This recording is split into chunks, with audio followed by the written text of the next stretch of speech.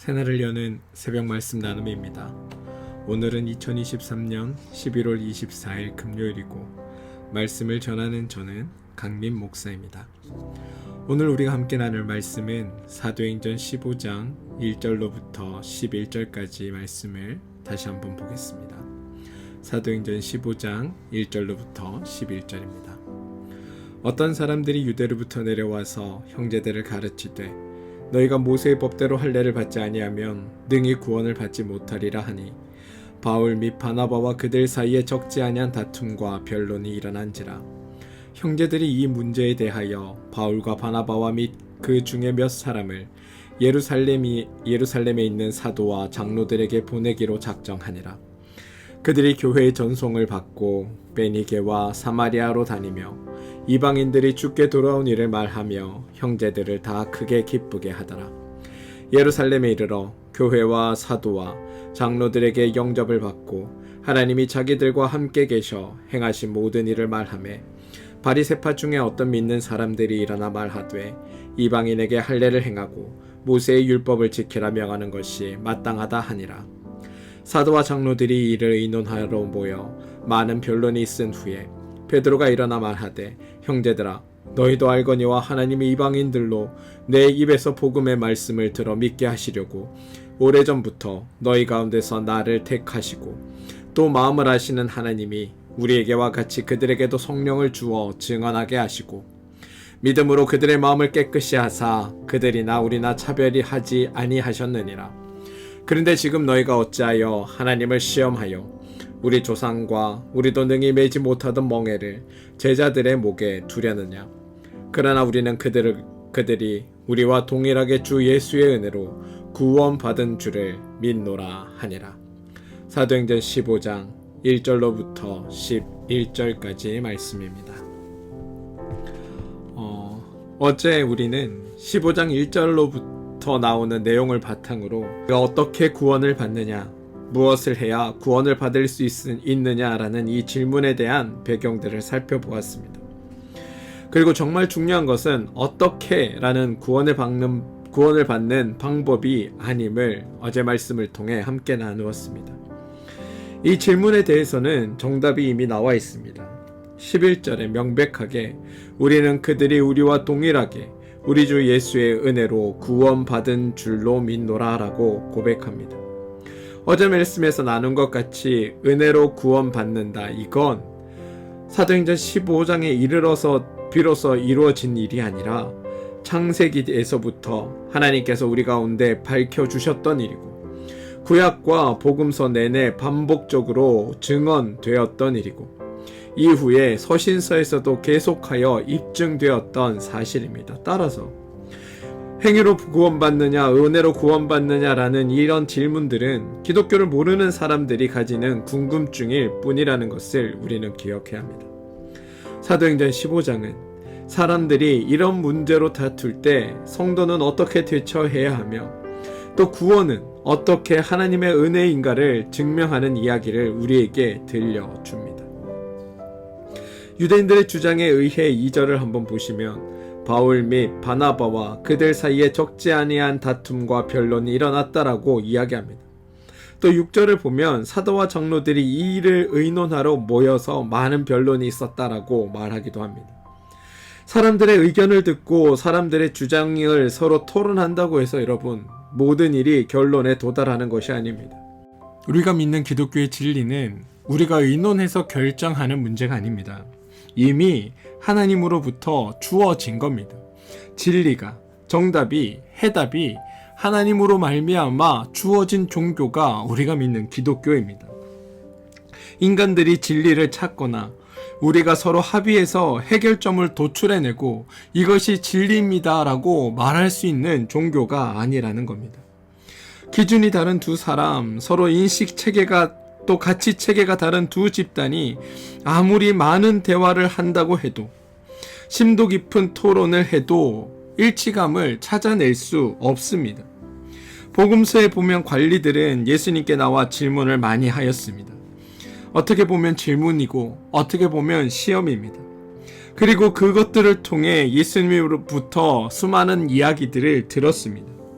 그런데 주님이 하신 그 말에 수긍하는 사람을 우리는 찾기가 매우 힘듭니다. 어차피 그들은 그들이 듣고 싶은 대답이 있었을 뿐이기 때문입니다. 그걸 아시기에 주님도 더 좋은 논리나 더 섬세한 표정으로 논쟁에서 이기려고 시도하시지도 않으셨습니다. 우리 기독교가 하나님의 말씀을 전하는 것, 이걸 선포라는 말을 씁니다. 그리고 이 선포는 큰 소리로 말하다 이것을 뜻하는 것이 아니라 결정된 내용, 완성된 내용을 널리 알리다 라는 의미로 사용합니다. 결정된 내용, 완성된 내용을 복음 또는 진리라고 부르고, 복음을 널리 알리는 것을 복음을 선포한다 라고 말한다는 겁니다. 기독교는 진리를 제안하는 것도, 진리를 가지고 논쟁하는 것도, 진리를 두고 토론하는 종교가 아닙니다. 우리는 진리를 선포하는 종교입니다. 이미 결정되었고, 이미 확정되었고, 이미 완성된 내용을 선포하는 것, 그게 우리의 종교입니다. 물론 이것을 할 때 우리가 태도를 잘 해야 합니다. 교만하거나 우월적인 자세로, 내가 너에게 좋은 것을 가르쳐 준다는 그러한 권위적인 자세로 말하는 것이 아니라, 배타적인 태도로 이 말씀을 선포하는 것이 아니라, 모든 이들이 들어서 수긍할 수 있도록 겸손하고 또 온유한 태도로 그렇게 주님의 말씀을 선포해야 합니다. 왜냐하면 하나님이 우리에게 주님의 말씀을 주실 때, 주님의 진리를 우리 가운데 주실 때 주님도 그렇게 행동하셨기 때문입니다. 복음은, 진리는 이미 결정되었고 확정되었습니다. 이제부터 성경이 이 문제를 어떻게 해결하는지를 보길 원합니다. 논쟁이 발생한 곳은 안디옥이고 바울과 바나바가 예루살렘으로 갑니다. 3절을 보시면 그들이 교회의 전송을 받고 베니게와 사마리아로 다니며 이방인들이 주께 돌아온 일을 말하여 형제들을 다 크게 기뻐하게 하더라라고 되어 있습니다.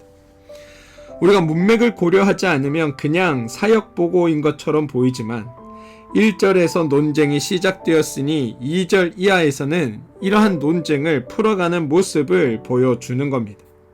그런 관점에서 3절은 이미 논쟁이 끝이 났습니다. 왜냐하면 이방인들은 할례를 행하지 않았고 모세의 법도 지키지 않았기 때문입니다. 따라서 1절의 주장대로라면 이방인들은 능히 구원을 받을 수 없다는 겁니다. 그런데 여러분, 3절을 보시면 이방인들이 주께 돌아왔다라고 이야기합니다. 그들이 구원을 받았다는 겁니다. 논쟁을 하는 게 아무 의미가 없습니다. 4절에 가서 장소는 바뀌어도 반복되어 똑같은 것들이 강조됩니다. 예루살렘에 이르러 교회와 사도와 장로들이 영접을 받고 하나님이 자기들과 함께 계셔 행한 일을 말하매, 이때 하나님이 하신 일이 무엇입니까? 앞에 14장 27절에 나왔던 교회를 모아 하나님이 함께 행하신 모든 일과 이방인들에게 믿음의 문을 여신 것입니다. 이방인들은 할례도 받지 않았고 모세의 법도 지키지 않았는데 믿음의 문이 열렸고 그들이 능히 구원을 받았다. 이게 바울의 설명이라는 겁니다. 그럼에도 5절을 보면 바리새파 사람 중 몇은, 다시 말해 하나님을 모르는 이들, 하나님을 인정하지 않는 이들은 여전히 이와 같은 쓸데없는 논쟁에 사로잡혀 있습니다. 그런데 여러분, 하나님을 아는 자들은 이미 자신들이 구원받았음을 알고 있습니다. 어떤 방법으로 받은 것이 아니라 은혜로, 하나님의 그 은혜로 말미암아 구원이 주어졌음을 알고 있다는 겁니다. 사도와 장로들이 모여 많은 변론이 있은 후에 베드로가 드디어 말을 합니다. 이때 베드로는 자기의 의견을 개진하는 것도, 내 이야기를 듣고 여기서 어떠한 함의를 이끌어내어 어떤 결론을 내자, 이렇게 얘기하는 게 아닙니다. 베드로는 지금 뭐라고 얘기하고 있는지 한번 보시기 바랍니다. 7절로부터 11절입니다. 많은 변론이 있은 후에 베드로가 일어나 말하되, 형제들아, 너희도 알거니와 하나님이 이방인들로 내 입에서 복음의 말씀을 들어 믿게 하시려고 오래전부터 너희 가운데서 나를 택하시고 또 마음을 아시는 하나님이 우리에게와 같이 그들에게도 성령을 주어 증언하시고 믿음으로 너희의 마음을 깨끗이 하사 그들이나 우리나 차별하지 아니하셨느니라. 그런데 지금 너희가 어찌하여 하나님을 시험하여 우리 조상과 우리도 능히 매지 못하던 멍에를 제자들의 목에 두렸느냐. 그러나 우리는 그들이 우리와 동일하게 주 예수의 은혜로 구원을 받은 줄을 믿노라 하니라.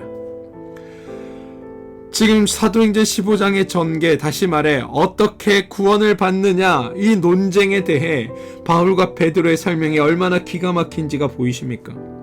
바울의 설명을 요약하면 하나님이 하셨다 였습니다.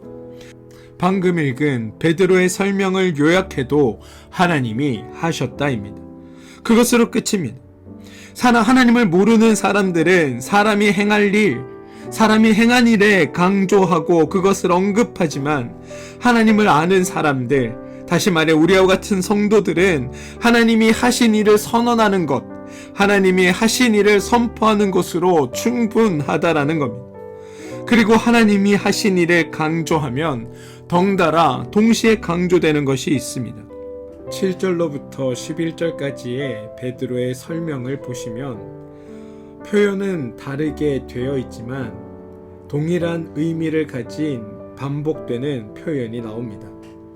8절을 보시면 또 마음을 아시는 하나님이 우리에게와 같이 그들에게도 성령을 주어 증언하시고, 여기서 중요한 단어는 우리에게와 같이입니다. 9절 중간을 보시면 그들이나 우리나 차별하지 아니하셨느니라입니다. 무엇이 강조되시는지 보입니까? 차별하지 않았다라는 겁니다. 또 다른 표현이 11절에 가시면 그러나 우리는 그들이 우리와 동일하게 주 예수의 은혜로 구원받은 줄을 믿노라라고 되어 있습니다. 여기서도 강조되는 것이 우리와 동일하게입니다. 지금 성경은 표현은 다르지만 같은 의미의 이야기들을 우리에게 들려줍니다. 우리와 같이, 차별하지 않았다, 우리와 동일하게. 이게 지금 무슨 말이냐면 성경이 하나님이 하신 일을 설명하고 있는데, 지금 베드로가 하나님이 하신 일을 설명하고 있는데 하나님은 어떤 누구도 차별하지 않으셨다라고 설명하고 있다는 겁니다. 우리가 고백하는 공평하신 하나님, 공정하신 하나님, 차별에 없으신 하나님이 바로 여기에 등장하는 겁니다.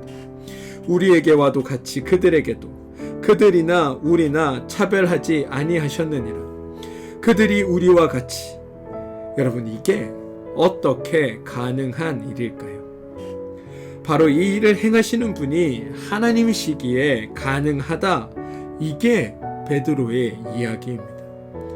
하나님이 하시는 일이기에 차별하지 않으시고 모두에게 공평하게, 모두에게 그 일이 일어났다. 우리에게와 같이 그들에게도 동일한 일이 일어났다. 이게 베드로가 강조하는 일이라는 겁니다. 그리고 이 일은 하나님이 모든 피조물을 사랑하시기에 가능한 것입니다. 하나님의 그 사랑으로 인해 은혜를 모두에게 공정히, 공평히 베푸시기에 가능한 것입니다. 그렇습니다, 여러분. 죄인은 갈등을 만들어냅니다. 자신의 옳음을 주장하기 위해, 자신의 수고를 강조하기 위해, 자신의 헌신을 드러내기 위해 자꾸만 갈등과 차별을 만들어냅니다. 하지만 능력이 무한하신 하나님은, 모든 것을 하실 수 있는 하나님은, 아니 모든 것을 행하시는 하나님은 자신의 수고와 일하심을 드러낼 필요가 없으십니다. 그냥 모두를 사랑하시고, 모두를 사랑하시기에 차별이나 구별이 없이 모두에게 하나님의 무한하신 사랑을, 무한하신 능력을 베풀어 주십니다. 하나님의 수고와 일하심으로 인해 모두를 사랑하시는 하나님의 그 사랑으로 말미암아 일체의 차별이나 구별이 없어집니다. 그래서 갈등이 아니라 화합과 하나됨을 만들어 내십니다. 죄인은 분열을 만들어내고 하나님은 일치와 연합을 만들어내시는 겁니다. 죄인은 경쟁과 다툼을 만들어낸다면 하나님은 평화와 행복을 만들어내십니다. 죄인은 모든 것을 남의 탓으로 돌리고 심지어 하나님 탓, 신앙의 탓으로 돌리지만 하나님은 모든 것을 품어주시고 수용하시면서 모든 문제를 해결해 주십니다. 그분이 우리의 하나님이십니다. 그러니 우리 하나님을 알게 된 이들, 하나님을 믿는 이들은 그 하나님 때문에 행복할 수 있는 것이고 그 하나님 때문에 내가 살아갑니다라고 고백할 수 있는 겁니다. 사랑하는 성도 여러분, 여러분은 어떠십니까? 여러분은 어떤 하나님을 믿고 계십니까? 하나님을 믿는다고 말씀하시면서도 여러분의 삶의 갈등과 분열의 자리를 지키고 계시진 않으십니까?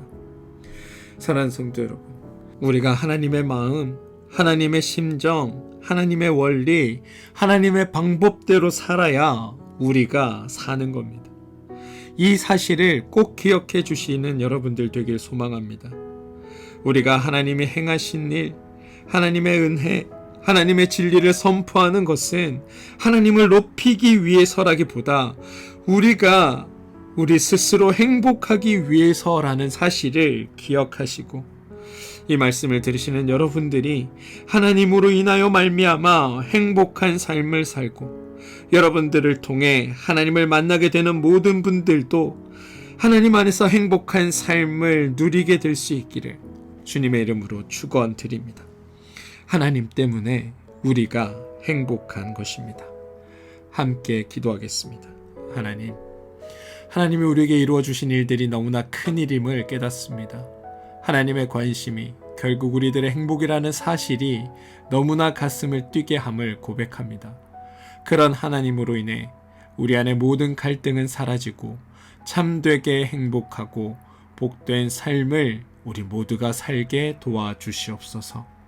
예수님의 이름으로 기도합니다. 아멘.